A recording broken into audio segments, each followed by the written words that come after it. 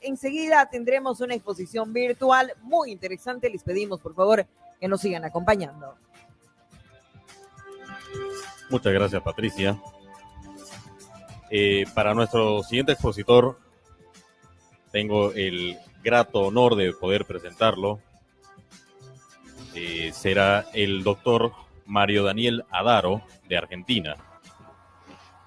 El doctor Mario Daniel Adaro es abogado, magíster en Derecho Digital y Nuevas Tecnologías por la Universidad de Salamanca, España. Presidente del Instituto de Innovación, Tecnología y Justicia, director académico y docente de la Diplomatura en Derecho Digital y Estado 4.0 de la Universidad de Champagnat, docente del Programa de Actualización, Inteligencia Artificial y Derecho de la UBA, docente titular en la Cátedra de Derecho del Trabajo y la Seguridad Social desde el 2004 de la Universidad de Congreso. Ha realizado publicaciones propias y en colaboración. Es expositor en congresos, seminarios, jornadas nacionales e internacionales. Es un grato honor para mí presentarlo al doctor Mario Daniel Adaro, de Argentina. Buen día, doctor. Bueno, muy buenos días a todas, a todos, a todos los que están en presencial en Santa Cruz de las Sierras y los que se encuentran por streaming siguiendo este congreso tan importante. Espero que se escuche bien, se esté escuchando bien, ¿no? Sí, doctor, lo escuchamos perfecto. Bien. No, lo que yo voy a decir no está bien supuestamente, pero si se escucha bien no hay problema. En primer lugar, agradecer al doctor Paul Enrique Franco Zamora, presidente del Tribunal Constitucional Plurinacional de Bolivia, por la invitación que me hiciera a través del ministro de Justicia, Iván Lima, también agradecerle, y sin duda tener este primer espacio de participación en el que me siento honrado, primero porque es un congreso que ha sido dedicado en reconocimiento al gran profesor y maestro Néstor Pedro Sagüez, compartir también este bloque de la mañana de sábado con Sofía, su hija, ambos profesores míos de la maestría de Magistratura y Gestión Judicial, así que cuando uno le toca compartir la responsabilidad de tratar de compartir un evento tan importante, tiene un doble exigencia.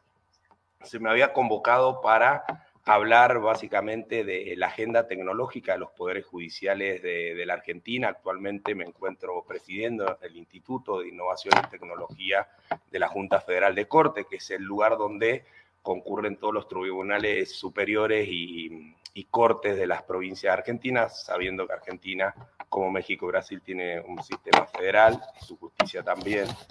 Esa agenda y fundamentalmente la aplicación o la utilización de inteligencia artificial y de blockchain, tecnología emergente, para el uso del servicio de justicia.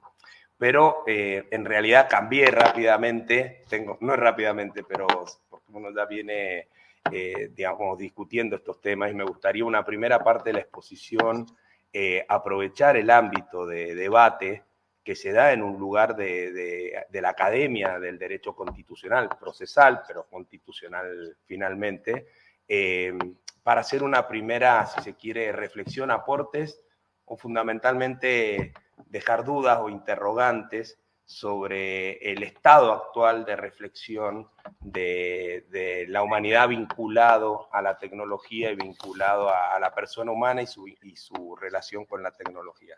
Fundamentalmente porque yo entiendo que tanto la tercera revolución industrial, que es la del Internet, tanto como la cuarta, que es la que estamos transitando ahora, que son de las tecnologías emergentes, fundamentalmente blockchain, inteligencia artificial, IoT, nanotecnología, etcétera, etcétera, no tiene o no se percibe un ámbito de reflexión más profundo previo a su abordaje, como el que hemos ido teniendo ahora, sobre regulación, utilización y servicio de esas tecnologías a la dimensión que hoy conocemos de la humanidad.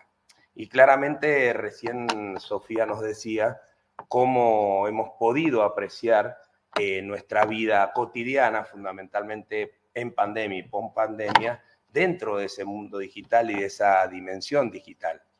Y no es simplemente la tecnología, que lo es, una herramienta, sino estas nuevas tecnologías que están reconfigurando, transformando, customizando la humanidad que estamos teniendo. Y probablemente lo que quiero dejar como primer aporte es la necesidad de ámbitos como esto, hacer una reflexión sobre qué humanidad estamos teniendo, cómo es el abordaje social, normativo y constitucional de esa humanidad. Después, al final, me voy a dedicar un poco sobre algo que viene mucho más complejo, que es la Web 3 y los desafíos de la Web 3. Todavía hoy estamos viviendo la Web 2, ahora vamos a referirnos un poco a eso para contextualizar de qué estoy hablando. Pero volviendo a eso, hoy estamos teniendo, si se quiere, un debate jurídico de la perspectiva de la persona humana y sus datos. Es decir, hay una datificación de la persona humana, con toda razón, porque claramente la Web 3 ha venido, a ver, Web 1 teníamos nada más que la posibilidad de acceso a información en forma unidireccional, es decir, leíamos página, dominio, con determinada información. La Web 2, que fue la gran evolucionadora de la vinculación social y humana a través de la Internet, viene a generar, y fundamentalmente todo lo que conocemos como redes sociales, viene a centrar el debate de la humanidad sobre los datos. Eso es, uno puede llegar a creer que esto lleva a un debate de hace años, lleva solo 18 años, Facebook tiene 18 años de lanzado, 2004, y hoy, en los últimos 5 años, o los últimos 6, se viene haciendo un debate muy importante sobre el rol de la humanidad y los datos. Yo creo que la instancia que viene va a ser una instancia donde podamos pensar la persona humana en todas sus dimensiones, vinculado a la tecnología. Pudimos ver durante el COVID la posibilidad de que tenemos una vida, si se quiere, analógica, física, y una vida digital. En esa vida digital, que ya no es simplemente las redes, sino hacemos transacciones, comunicaciones, se producen ciberdelitos, se producen determinados tipos de vinculaciones, inclusive, y al último, siempre recuerden, voy a ir diciendo la Web 3, se está reconfigurando y reconstituyendo la sociedad a partir de un nuevo modelo también de otra Internet que viene, que va a ser absolutamente disruptiva al mismo nivel de la inteligencia artificial. Retomo esta idea de la dimensión digital. Primer aporte, primera situación de complejidad que vemos es nuestros datos, nuestro perfilamiento.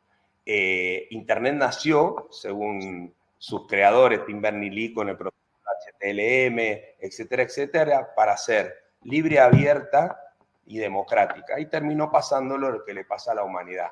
Se concentró en una concentración económica en 4 o 5 grandes empresas que utilizan los datos para poder, ya sea, como decía recién Sofía, desde el marketing hasta la evolución y las grandes dimensiones. También pudimos ver desde lo político, constitucional, la dimensión, si se quiere, luminosa en términos de Star Wars y oscura del impacto de estas tecnologías de la Web 2 en la democracia. Por un lado, la primavera árabe y toda España y todas las transformaciones europeas a partir de las redes y los reclamos sociales a partir de las redes, y finalmente en los últimos 2 o 3 años el impacto en la democracia a partir del conflicto de Cambridge Analytica. Es decir, una primera reflexión donde aparece el derecho y empieza a debatir la posibilidad ética, filosófica, democrática del impacto en las redes. Entonces, segundo aporte para este ámbito es empezar a debatir la dimensión humana en modo digital y lo que Rodotà hace años, lamentablemente lo perdimos en el 2017, pero su obra no, viene hablando de la ciudadanía digital, la dimensión de una ciudadanía en un mundo digital. Fundamentalmente, el siglo XX, y con ello el constitucionalismo y el derecho, se dedicó básicamente, no por ser reduccionista, pero para ser más breve, a la vinculación Estado-mercado. Y sobre eso giró casi todo el siglo XX. ¿Cuánto de Estado, cuánto de mercado podíamos tener? Y a partir de ahí las posturas ideológicas, políticas, filosóficas, democráticas y también normativas constitucionales. Hoy, el gran debate, por lo menos de la última década, ya en el siglo XX, tiene que ver con el derecho, la ética y la tecnología, y la posibilidad de gobernanza del mundo de la tecnología. Hay muchos que debaten, hace 2 semanas atrás en Mendoza se dio las Jornadas Nacionales de Derecho Civil, y un ministro de la Corte Nacional nos planteaba que no han habido grandes cambios ontológicos, que lo que han habido probablemente son cambios de tecnología, que antes lo que era la luz, la electricidad, la máquina, después lo comparó con el mar, la posibilidad de que no sabía cómo regularse el mar y apareció el derecho marítimo, el derecho espacial. Eran todas cuestiones que no hacían grandes cambios ontológicos de la sociedad, y para eso el derecho tenía respuestas, principios generales y normas técnicas que adaptaban esos principios generales a posibilidad de regulación, si se quiere, de esa realidad. Ejemplo, en el mar, el derecho marítimo. Lo que sí me parece que no estamos dimensionando, y en estos espacios me quería tomar los primeros minutos de reflexión, es que sí realmente, desde mi punto de vista, está habiendo cambios ontológicos profundos. Primero con esta Web 2, como decíamos, la transformación de la humanidad a partir de los datos y la aplicación de la inteligencia artificial a esos datos y la, digamos, si se quiere, la escalabilidad y la velocidad en un mundo que hoy se considera como el contexto VICA, que se dice mucho en innovación, mundo volátil, incierto, complejo y ambiguo. Y hoy, con la interrupción de la Web 3, que es el debate a esa concentración de datos sobre las grandes empresas tecnológicas, empieza a plantear un mundo o una humanidad donde ya no hay soberanía política, no hay soberanía económica.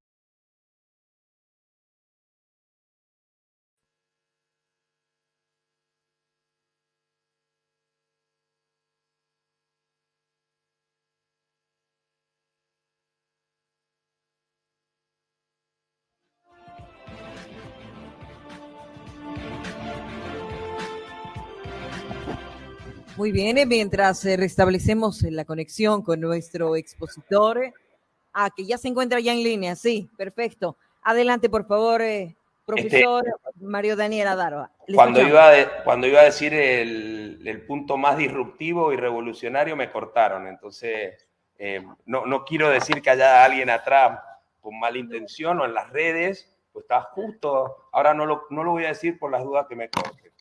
Pero básicamente esto es lo que pasa también con las tecnologías, lo han dicho tanto Sofía como el primer expositor, también a lo que nos tenemos que adaptar, a los cambios, ¿no?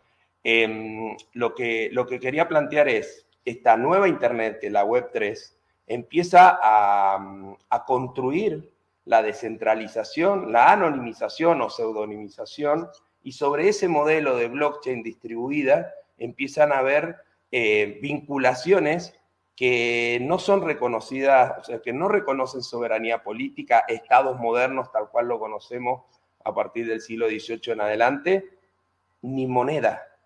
Entonces, ahí sí van a empezar a haber cambios ontológicos profundos, más allá de que con la inteligencia artificial aplicada a datos ya hay corrientes sobre el transhumanismo, etcétera, etcétera, a que no me voy a referir, pero simplemente quería tratar de traer en esta primera instancia, ya ahora en un rato me voy a referir a la agenda tecnológica de la digitalización, o más que de la digitalización, más precisamente la transformación digital de las organizaciones públicas y entre ellas la justicia. Lo que quería traer es que se está dando una revolución muy importante que ya no se da ni en los partidos políticos, ni en los parlamentos, ni en las fábricas, y muy probablemente muy poco en las calles, sino que se empiezan a dar en laboratorios y empresas tecnológicas. A esto se refiere filósofos vascos como Daniel Inarreti, que empiezan a reflexionar sobre el rol de la democracia. Es decir, acá va a haber, sin duda en esa reflexión, una necesidad de que el constitucionalismo empiece a pensar ese abordaje. Después me voy a referir un poco sobre la dificultad que tenemos, el mundo y el ecosistema del derecho, a realizar un abordaje sobre lo que no es tangible. No es muy fácil regular y abordar lo tangible, lo físico, pero no es muy difícil comprender el mundo no tangible, más allá de que obviamente los derechos humanos fundamentales reconocen la intimidad, la dignidad humana, y eso tiene una dimensión intangible. Pero básicamente cuando nos toca el desafío, nuestra zona de confort siempre tiene algo tangible. Es decir, si vamos a regular autos autónomos, claro que tiene inteligencia artificial, software, pero es un auto autónomo que produce daños o perjuicios físicos, tangibles. No es muy difícil el resto, y el mundo, o una parte del mundo, está dimensionándose hacia otro sector, y ahí va a haber un gran desafío del mundo filosófico y del derecho. Recién Sofía nos decía el vínculo entre juezas, jueces, magistrados, ecosistema judicial y tecnología o desarrolladores. Creo que hay que ir mucho más allá. Antes la filosofía política se nutría de las ciencias sociales, de las humanidades, y el constitucionalismo iba por ese camino.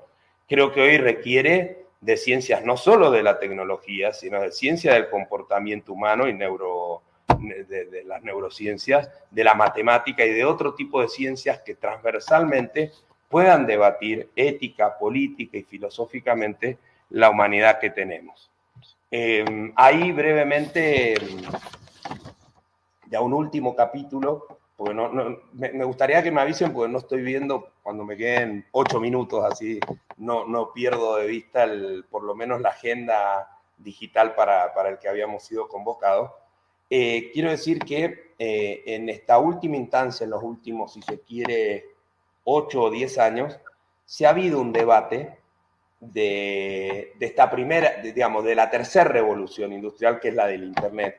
Claramente hubieron reconocimientos jurídicos y constitucionales a un derecho humano fundamental que tenía que ver con la accesibilidad a una nueva herramienta, ya que si los gobiernos y las empresas y todo el ecosistema mutaba a la digitalización, obviamente el acceso a Internet empieza a ser reconocido como un derecho humano fundamental.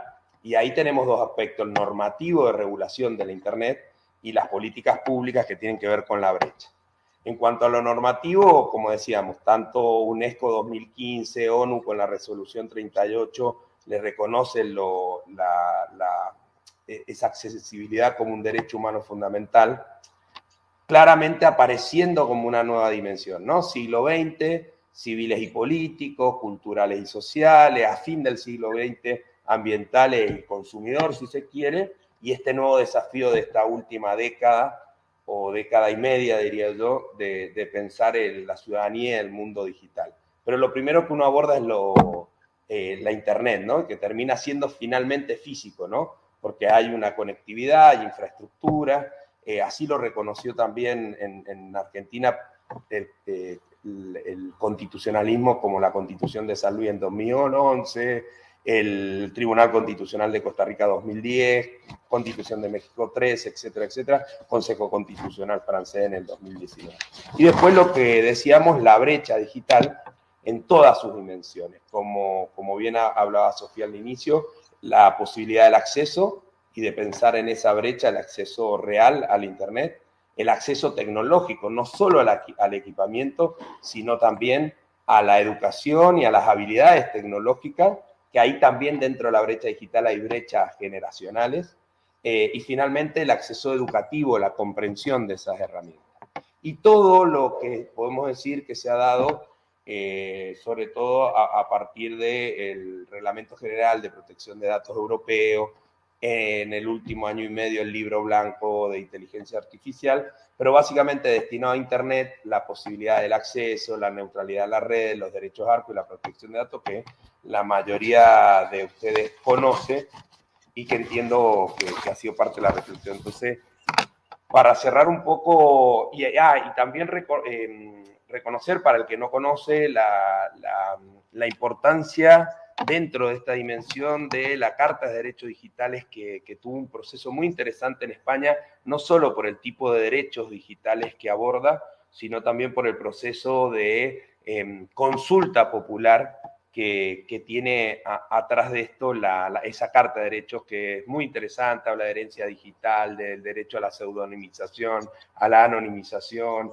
al derecho a cuestiones de Internet, y básicamente esa nueva dimensión. Y también en el planteo de reforma, y ahora ya sí adentrando a la innovación judicial y a la tecnología, a la agenda de justicia, tener en cuenta las tres grandes dimensiones que tiene un proceso de transformación digital. Una dimensión es los procesos, otra son las personas y otra es la tecnología.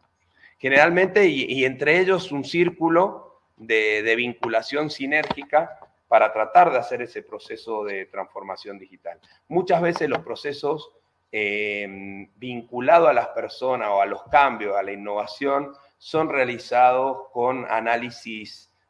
Podemos tener el ejemplo en Latinoamérica en los 90 del siglo pasado, donde organismos internacionales hacían procesos de reforma del Estado con consultoría externa que diagnosticaban la situación del Estado y a partir de un financiamiento decían el modo en que se tenía que hacer la transformación sin tener en cuenta a las personas, que es la otra dimensión. Tanto a las personas, las organizaciones públicas, como el fin del servicio público, en este caso en el de justicia, que son los ciudadanos y ciudadanas. Eso se daba en forma externa con falta de diagnóstico y falta de participación social, y esos procesos no pueden volver a repetirse. Después se daban lo que uno conocía como sensibilización al cambio, cuando en realidad uno podría haberlo construido bottom-up, es decir, de abajo hacia arriba, haciendo la transformación de la organización, y creo que por ese camino tienen que ir las organizaciones públicas. Después, personas y tecnología. Creo que hay habilidades tecnológicas básicas que las organizaciones podemos adaptar, no ya inteligencia artificial o algo más, digamos, si se quiere complejo, sino habilidades básicas. Imagínense durante el COVID si las organizaciones públicas y los poderes judiciales hubiéramos formado, capacitado nuestro capital humano, por ejemplo, en compartir un documento en la nube, en herramientas colaborativas como Trello, Canva, hubiéramos podido armar equipos en forma virtual y haber podido cumplir el primer desafío que tuvimos durante la primera etapa de pandemia de aislamiento, que era dar el servicio de justicia en forma remota. Y finalmente, y no quiero dejar de hacer hincapié en esto, es la vinculación tecnología y procesos. Básicamente porque este es un congreso de herramientas procesales o de derecho procesal para, digamos, instrumentar el bagaje de derechos humanos fundamentales constitucionales. Muchas veces a la tecnología se le exige lo que no se le exige al papel, o al procedimiento analógico, o al procedimiento del expediente papel. Y uno generalmente le dice, recién Sofía decía, hay que hacer adaptable la tecnología al proceso y a la garantía de derechos. Pero también, muchas veces, hay que repensar los procesos. Y ese me parece que es el punto, ahora ya enseguida pasando a la agenda y a la inteligencia artificial aplicada a justicia, que me gustaría plantear en este Congreso de Derecho Procesal. Muy poca, pasó en el Congreso de Derecho Procesal en Argentina, en Mendoza, que se hizo a principio del mes pasado. El derecho procesal no está replanteándose el modo de garantizar esos derechos humanos fundamentales o las reglas del acceso a justicia de modo digital. Y muchas veces lo que pretende el derecho procesal es pedirle a la tecnología que cumpla las normas del derecho procesal, no los principios, sino las reglas procesales. Los principios son fundamentales, sino las reglas procesales, y muchas veces no se hackea el proceso, mejorando un sistema mucho más accesible, eficiente, abierto y transparente. Entonces, generalmente el primer, si se quiere, el primer vicio o defecto que hay es pedirle a la tecnología esa adaptación y no conocer las utilidades que la tecnología en sus diversas dimensiones le puede dar al proceso para mejorar.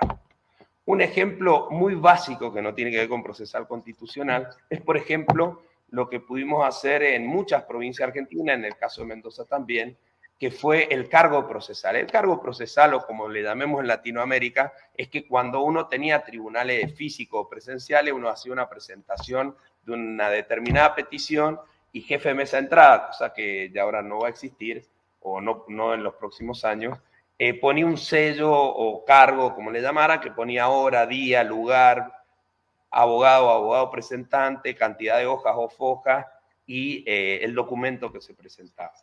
¿Qué diría el proceso no pensando en modo digital? Diría, necesito que el software replique ese cargo, pero ahora con un formulario o lo que fuera, donde yo pueda completar lo que hago en forma presencial. Mi planteo es, del modo más básico, por eso tomé el cargo y no otro, pero se lo dejo al debate de los procesalistas, es conocer la utilidad de la tecnología para a veces reemplazar esas exigencias. Si uno pensara que la tecnología le puede dar a alguien en forma automática un time stamping, es decir, poner fecha y lugar en forma automática, darle al documento inmutabilidad, que ese es el principio que hay que cumplir. Lo presentado no puede ser modificado luego porque sea digital. Darle un principio de identidad, que quien lo presenta es la persona que dice que es, que eso se hace con también tecnología de firma digital. Todo eso hace la posibilidad de repensar el proceso de un modo distinto y no pedirle a la tecnología que le replique un formulario. Lo digo básico porque me parece que muchas veces en ámbitos procesales se sigue pensando en el mismo modo de proceso, vuelvo a decir, no principios, sino reglas procesales, principios procesales, reglas, digamos, y no se piensa en la utilidad que puede darle la tecnología para mejorar, vuelvo a decir, eficiencia, accesibilidad, tiempo de justicia y transparencia. Creo que eso es fundamental para la etapa que viene, poder hackear el modo en que se hace. Y también, como creo que ha habido cambios o van a haber cambios ontológicos, pensar en principios nuevos. Recién Sofía nos decía los grandes principios fundamentales de efectiva tutela judicial y yo les digo, ¿alguien alguna vez ha debatido? Nosotros en Mendoza hace 3 meses sacamos una sentencia sobre el debido proceso digital. ¿Cuáles son los principios fundamentales pensados en la persona humana en el mundo digital que debe replicar un debido proceso digital? Estamos los principios generales del debido proceso. Estoy hablando de qué condiciones tecnológicas tiene que tener ese proceso para garantizar derechos humanos fundamentales. Entiéndase interoperabilidad, entiéndase transparencia, ubicuidad, todos términos que me llevarían, pido perdón si los ocupo, simplemente los menciono para la reflexión en algún momento. Ahora, ya siguiendo a la agenda que nos ocupa de la justicia para los próximos años, si es que se puede construir en los próximos años en este contexto, como había dicho inicial, muy complejo, nosotros tenemos una evolución de la justicia que la podríamos comparar para hacerla más didáctica y pedagógica con la web, ¿no? Una justicia 1.0 donde reemplazamos el equipamiento por, digamos, mecánico por tecnológico. La máquina, la Underwood, la Olivetti o la que sea, por una PC. Después tuvimos, estas son las etapas. Una segunda etapa de justicia 2.0, donde ya aparecían las primeras herramientas de ida y vuelta, ¿no? La posibilidad de la notificación electrónica. Estos son los primeros desarrollos en general que hubieron en Latinoamérica en la justicia, que eran los primeros desarrollos de notificación electrónica, los primeros sitios web de los poderes judiciales o landing, donde uno podía obtener información, los correos oficiales, etc. Después, una justicia 3.0, que es en la que hoy nos encontramos. Hay una 4.0 que hay algunas experiencias más prototipadas en algunos lugares muy importantes, como Tribunal Constitucional de Colombia, pero esta justicia 3.0 que empieza a pensar en expedientes o gestores documentales, básicamente expediente digital, data center, desarrollos en código propietario, no en open source. Después, bueno, no vamos a hacer cuestiones técnicas, pero sí tenemos el ejemplo uruguayo que desarrolla más en código abierto y otros ejemplos de código propietario, Microsoft, etcétera, etcétera. Y una justicia 4.0, que es la vinculación o la utilización en organizaciones judiciales como la nuestra de tecnología, fundamentalmente la inteligencia artificial y blockchain. Para quienes creemos la importancia y de lo que viene a darle la tecnología a la justicia, yo siempre digo que la tecnología le viene a dar a la justicia dos de las tres grandes exigencias que la ciudadanía tiene con la justicia. Uno es la eficiencia. Los tiempos de la justicia es el gran reclamo, diría en el mundo, en Latinoamérica claramente, que es cuánto se toma el Poder Judicial para resolver los problemas de justicia. Después está otra dimensión que es si acceso a justicia o a la justicia y las dimensiones o los paradigmas donde uno puede estar parado para resolver un conflicto social y la paz social en definitiva. Pero no me voy a adentrar en eso porque el tiempo apremia. Entonces, eficiencia, transparencia. Claramente hay que construir en la agenda de los poderes judiciales, Sofía recién lo decía en cuanto a dato abierto, una responsabilidad inclusive convencional de gobierno abierto y de transparencia para rendir cuentas. Tiene que ser parte de la agenda de los poderes judiciales las posibilidades de rendición de cuentas, de accountability, de poder rendir cuentas y ser controlado socialmente a partir de los datos. Nosotros en Mendoza estamos construyendo un data lake con casi 42 indicadores justicia y la idea es evolucionar el próximo año a la apertura de esos datos. No a la mención del dato, sino a la base de datos, apertura de datos, como se dice en dato abierto, es muy técnico, pero datos reutilizables, base de datos que uno pueda acceder y evolucionar. Y finalmente, la otra exigencia es la independencia. Yo creo que en algún momento la tecnología va a ayudar a la independencia, sobre todo con lo predictivo y también transparencia y predictivo, ¿no?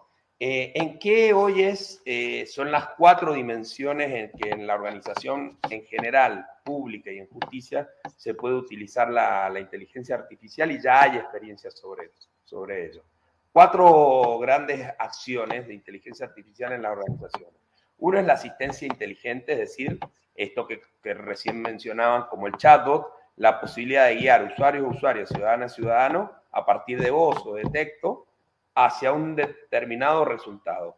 Muy utilizado y como fortalecimiento, si se quiere, a fortalecimiento de derecho y acceso a justicia, me parece interesante. Lo segundo es la automatización. La posibilidad que a través de la aplicación de software, de algoritmos, fundamentalmente machine learning y de arbolados decisionales, a través de datos e información, podamos contar con documentos automatizados. Con o sin intervención humana, esa es otra discusión. Después ya, si se quiere más complejo, es la detección inteligente de documentos. Es sin número de una base de datos enorme, poder detectar dentro de los documentos a través de procesamiento de lenguaje natural. Bien lo decía Sofía, la mayoría de las librerías de software están en inglés, pero ya ha habido una evolución de PNL en la que se puede empezar a entrenar textos en español y en castellano. Creo que está el desafío en Latinoamérica de hacer desarrollo de comprensión del lenguaje para para pueblos originarios y las distintas lenguas. Y eso permite detectar determinadas cuestiones dentro de una gran cantidad de documentos. Y por último, lo predictivo, que ya está la controversia más importante fundamentalmente en Francia, que se prohibió la posibilidad de publicar, no de hacerlo, pero sí de publicarlo, cómo los jueces podrían llegar y juezas podrían llegar a fallar sobre determinados casos conforme a sus precedentes anteriores. Todo esto es lo que hoy puede hacer la inteligencia artificial. ¿Qué planteamos los que creemos en la utilidad? Bueno, poder detectar procedimientos hoy en la justicia donde los tiempos, dijimos, son altos, determinados tipos de procedimientos judiciales seriados, repetitivos, o determinados o procedimientos o actos procesales dentro de los procedimientos que puedan utilizar inteligencia artificial, ya sea para automatizar documentos, ya sea para detectar documentos, y eso ayude, si se quiere, dentro del lado luminoso, a los tiempos y a la dimensión humana. Nosotros planteamos la posibilidad de una humanidad aumentada con el uso de estas tecnologías y que puedan mejorar para disponer el tiempo humano y más reflexivo y más complejo a esa clase de casos que probablemente en una instancia inicial no gocen ni de la posibilidad de aplicación de software, y aunque gocen de esa posibilidad de aplicación, la credibilidad social y la licencia social sobre el uso no sea inicialmente adherido, digamos. Entonces, sí utilizar inteligencia artificial y sobre todo inteligencia humana, ¿dónde aplicarla? En eso hay miles de ejemplos. Ejemplo, si se quiere, extranjero, el Biogen en España para detección de tipos de violencia de género ante las denuncias que se hacen en el sector policial para indicadores de riesgo. Lo que ustedes han visto en un montón de países europeos, y la experiencia más cercana, Prometea, de la que muchos que conduce hoy con el Laboratorio de Inteligencia Artificial Juan Corbalán, de la que somos parte de ese equipo, donde muchas y muchos investigadores están aportando y aplicando a casos particulares, en el caso de Mendoza a la homologación de convenios laborales. Y el caso más importante, si se quiere, porque estamos en un tribunal constitucional plurinacional, que es el de Bolivia, el caso de Pretoria, que digamos es la evolución de Prometea ya aplicado a un tribunal constitucional.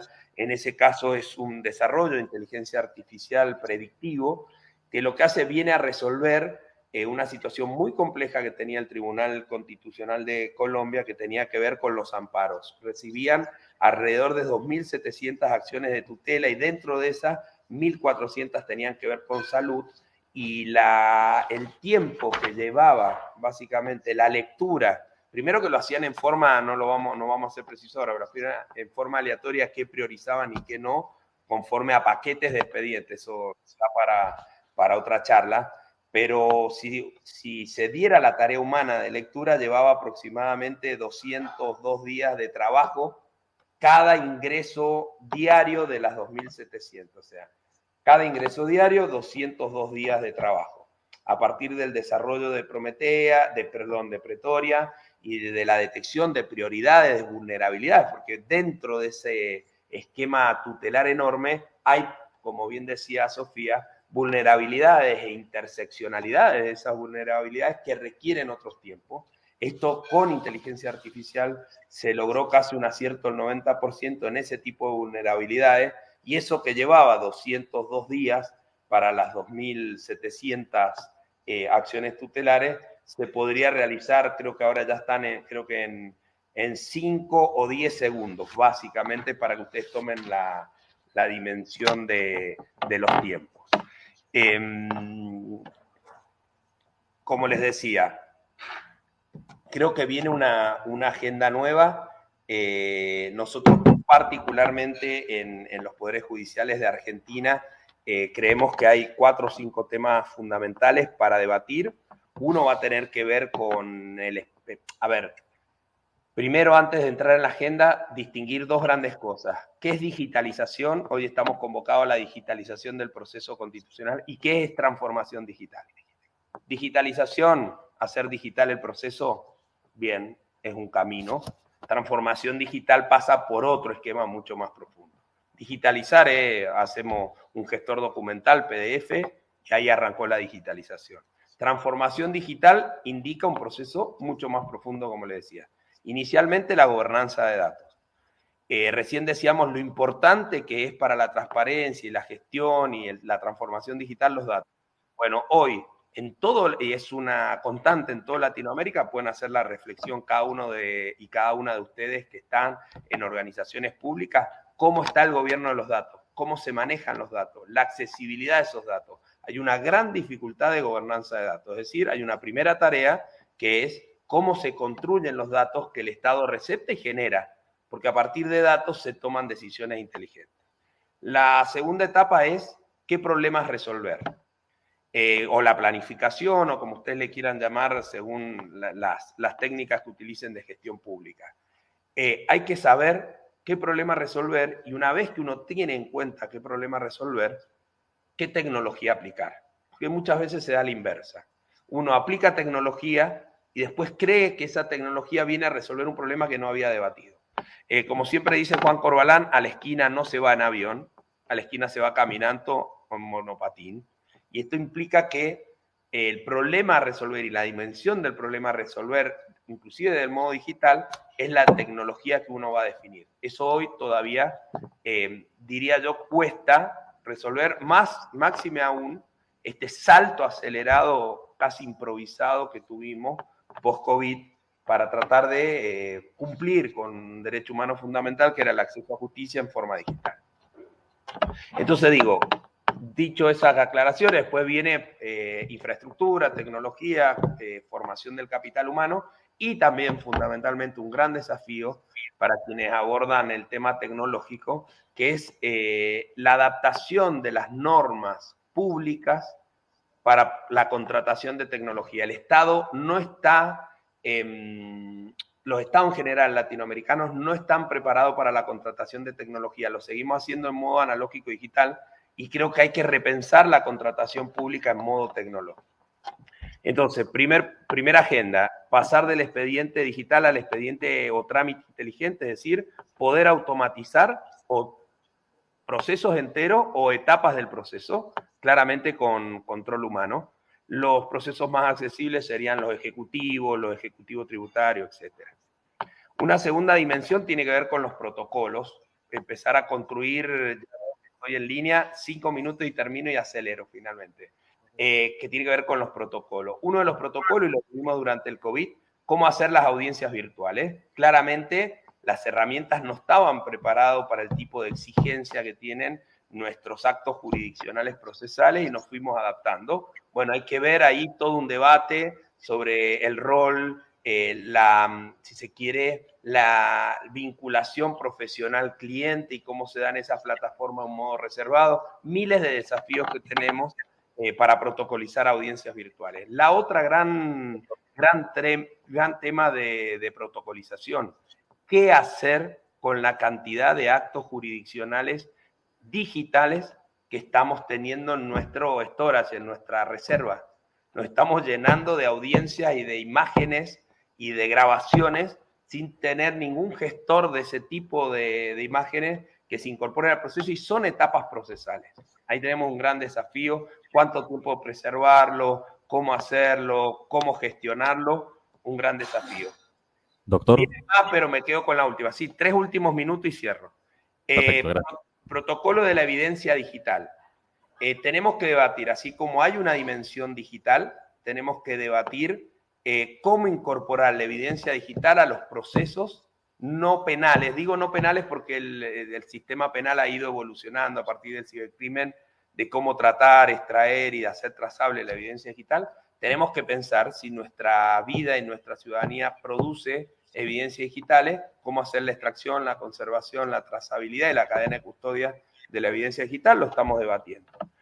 La otra que es parte de la agenda va a tener que ver con el teletrabajo y los tribunales virtuales. Creo que en algún momento tenemos que reflexionar si no van a empezar a crearse tribunales virtuales, nativos virtuales absolutamente. Habrá que dejar algunos lugares físicos para la presencialidad y por la inclusión y por el acceso, pero se podrá discutir tribunales virtuales y ahí vendrá toda una serie de debates procesales que es la jurisdicción. Hasta dónde uno tiene jurisdicción y no cuando un tribunal es virtual. Teletrabajo, aparte de lo que planteó Sofía, creo que el gran desafío que quisimos hacerlo en Mendoza es hacer un trabajo judicial por objetivos. Es decir, si uno fija objetivos y esos objetivos pueden ser acordados en la comunidad de desarrollo de trabajo, después donde uno lo realiza, presencial o virtual, es lo de menos. Entonces también ahí ya no se discute tanto tipo de jornada, etcétera, etcétera. Voy más rápido. Y por último, ciberseguridad y auditoría. Este gran salto que hicimos de transformación digital o de digitalización no estuvo hecho en clave de ciberseguridad. Ya tenemos algunos poderes judiciales que han sufrido ciberataque. Hoy las organizaciones judiciales son parte de la agenda de ciberataque. Hace 5 o 3 años no. Hoy sí, Poder Judicial de Chaco, de Córdoba, de Santa Cruz, de Neuquén y de provincia de Buenos Aires, y así sucesivamente han sufrido ataques muy complejos con ransomware, con pedido de recompensas virtuales en criptomonedas, y es todo un gran tema. Pensar en clave de ciberseguridad, no en infraestructura, sino en cada uno de los usuarios y de lo que hace uno en forma permanente. Y finalmente, para cerrar, y volviendo un poco al planteo inicial, es A mí me gusta plantear un documento que en el 2017, ya lleva unos años, hizo el Banco Mundial. El Banco Mundial en el 2017, uno de los grandes documentos que sacó, se llama De las gobernanzas y las leyes. Y el Banco Mundial se planteó, miren, Banco Mundial estamos hablando, que durante años se dedicaron a la economía, a la sociedad, a la pobreza, a la salud, a la educación, y que ellos consideraban que había llegado la hora de dedicarse a reflexionar sobre el derecho. Y plantean no ya el derecho como de rule of law, es decir, los principios y las normas de coerción social, sino el rol del derecho como construcción de consenso y como modelaje de una nueva sociedad, que siempre ha sido el rol del derecho constitucional. Si decimos que hay una dimensión nueva, si decimos que inclusive estamos en una etapa, si tomamos la Web3, en una etapa, diría yo, precontractual, donde se están empezando a construir sociedades por encima de los límites sociopolíticos, de la soberanía económica también y de la moneda, y donde hay ya vinculaciones del mundo cripto, no solo en monedas, sino en construcción de toma de decisiones, DAO, en smart contract, en NFT, miles de debates que requieren que el derecho, y sobre todo el derecho constitucional, replantee el futuro y construya normas de cohesión social y fundamentalmente de inclusión y de igualdad. Muchas gracias. Muy bien.